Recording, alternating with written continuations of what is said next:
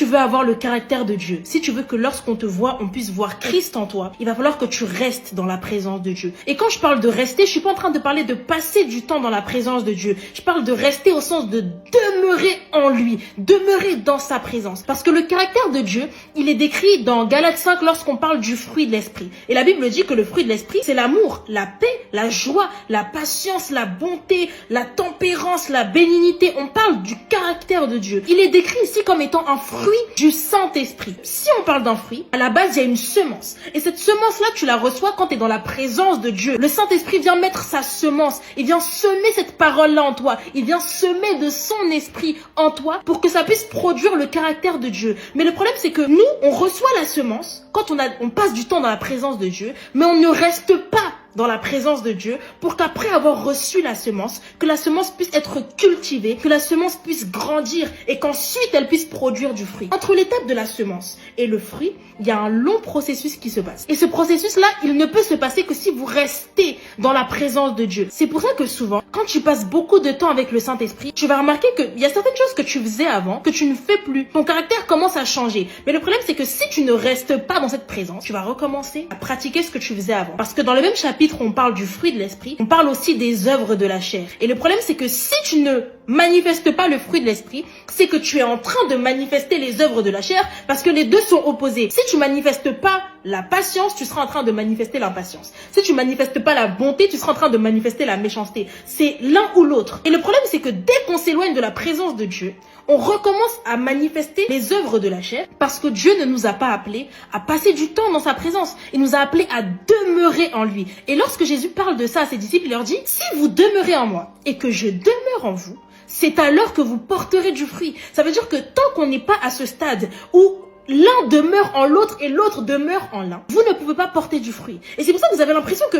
vous n'arrivez pas vraiment à changer de caractère. Il y a certaines petites choses qui ont changé, mais le fin fond du caractère n'est pas encore transformé parce que vous n'êtes pas encore resté dans sa présence.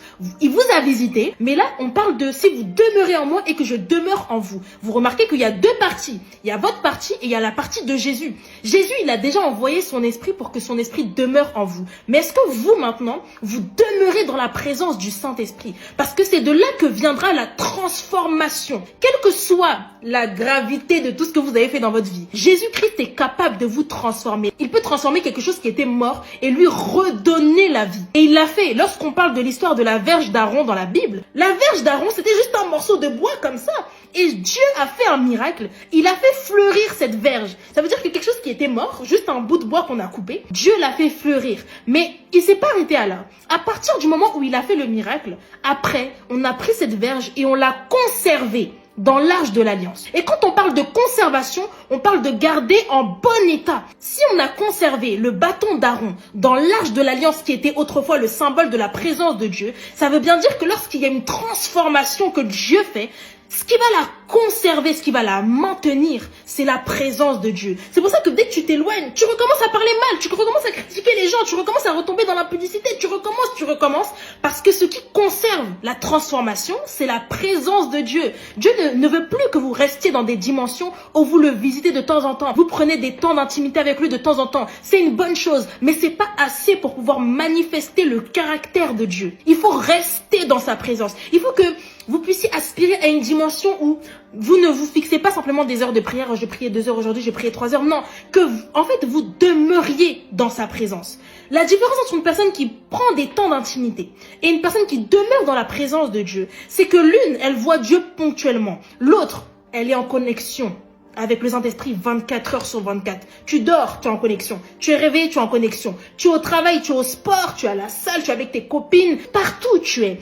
Tu es en connexion directe avec le Saint-Esprit. C'est à cette dimension-là que Dieu nous appelle. Dieu ne veut plus que nous restions en surface dans nos relations avec lui. Il veut qu'on aille plus loin, qu'on aille plus profondément. Tu as accepté Jésus-Christ, maintenant tu dois le manifester sur la terre. Et le seul moyen de le faire, c'est de demeurer en lui pour que tu puisses porter du fruit et que les hommes puissent voir tes bonnes œuvres et qu'ils puissent glorifier Jésus à travers toi.